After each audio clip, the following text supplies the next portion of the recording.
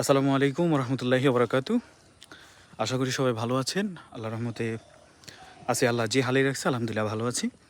তো যে টপিকটা নিয়ে কথা বলার জন্য বের হলাম সেটা হচ্ছে বাংলাদেশের উপরে এমন এমন বিপদ আসতেছে যেটা আমরা কখনোই ভাবি নাই।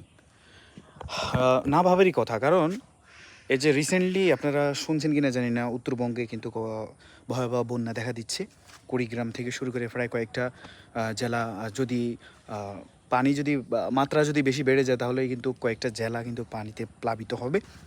তো এর আগে মনে করেন যে আমাদের নোয়াখালী, ফেনী, চাঁদপুর, কুমিল্লা, লক্ষ্মীপুর, হ্যাঁ, এরপরে চৌদ্দগ্রাম, এরপরে হচ্ছে ওই দিক দিয়ে মিরসরাই, ওদিকে পানিতে মানে অবস্থা খারাপ ছিল, বন্যায় কতটা কষ্ট করতেছে। এখনও পর্যন্ত নোয়াখালীতে মানে পানি এখনও পর্যন্ত প্রত্যেকটা বাড়িতে, মানে রাস্তা থেকে পানি নামছে কিন্তু বাড়িতে বাড়িতে পানি রয়ে গেছে। তাহলে দেখেন, মানে এত কিছুর পরেও আমরা আল্লাহর কাছে শুকর আদায় করি যে না, আল্লাহ পাক একটা সমাধান দিবে, ঠিক আছে।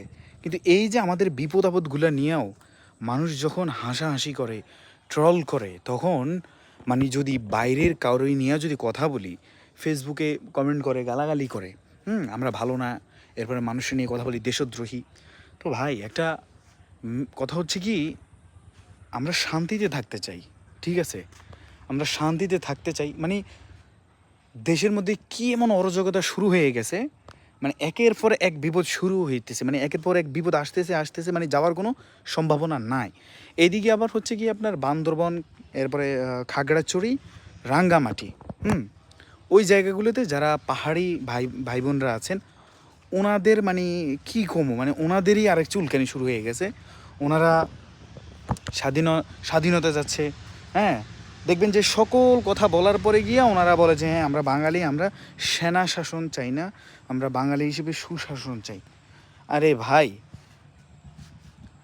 তোমরা পাহাড়িরা ছাড়াও অনেক মানুষ আছে ওখানে, অনেক মানুষ আছে যারা ওখানে অত্যাচারিত, ঠিক আছে, ইতিহাস ঘাটলে এগুলো দেখা যায়, ঠিক আছে। তো ওই টপিক নিয়ে আমি কিছু বলতে চাই না, শুধু একটা কথাই বলতে চাই, বাংলাদেশ থেকে মানে বিপদ যাচ্ছেই না, একের পর এক বিপদ আসতেছে, একের পর এক বিপদ আসতেছে।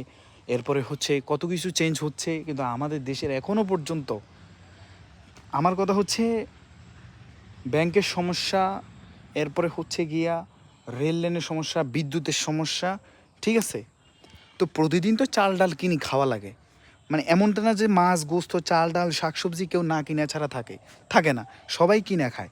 তো যদি সবাই কিনেই খায় তাহলে সব বিষয়ে মানুষ অ্যাকশন নিতে পারে। তো দ্রব্যমূল্যের জিনিসটা কমালে কি হয়, মানে কি এমন ক্ষতি হয়ে যায় যে দ্রব্যমূল্যের চালের কেজি 70 টাকা, কেন চালের কেজি 30 টাকা 40 টাকা করে দিই, হচ্ছে না, ঠিক আছে। আর ভাই 50 টাকা করেন না, অন্তত 10 টাকা 20 টাকা কমান, সেটাও করে না।